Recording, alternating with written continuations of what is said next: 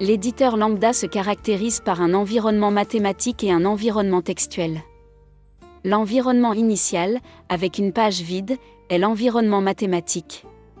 Pour entrer du texte, il faut saisir le marqueur d'ouverture et de fermeture du texte.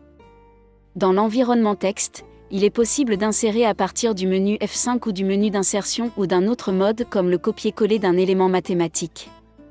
Dans ce cas, l'environnement textuel est interrompu, avec une fermeture du texte avec l'insertion de l'élément mathématique souhaité, puis la réouverture du texte. Le marqueur de texte est inséré de la manière suivante.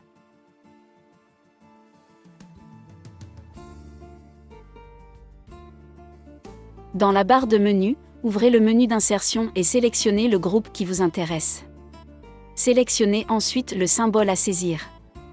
L'insertion par sélection de menu peut être utile dans certaines situations particulières, notamment lorsque l'on n'est pas sûr du nom du symbole à insérer et que l'on préfère faire défiler une liste prédéfinie.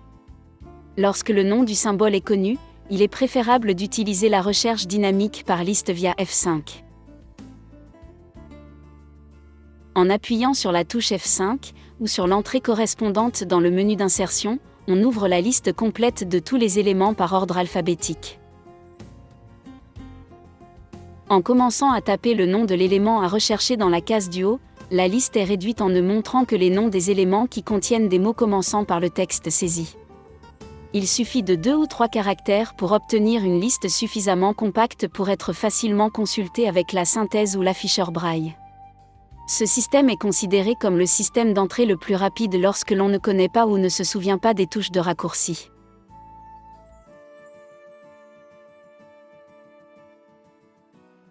Les utilisateurs voyants ont la possibilité de saisir des éléments mathématiques par le biais d'un menu d'icônes graphiques, barre d'outils. Les symboles les plus courants, y compris les commandes d'insertion du marqueur intermédiaire et de fermeture, se trouvent dans la barre d'outils de l'élément, groupe de gauche, avec un accès direct. Les autres éléments sont en revanche disponibles dans la barre d'outils mathématiques en sélectionnant d'abord le groupe puis, dans le nouveau menu qui s'ouvre, le symbole choisi. La signification des symboles est assez intuitive. En cas de doute, placez le pointeur de la souris sur eux, une petite fenêtre d'explication apparaît. La barre d'outils est également pleinement active dans la section texte.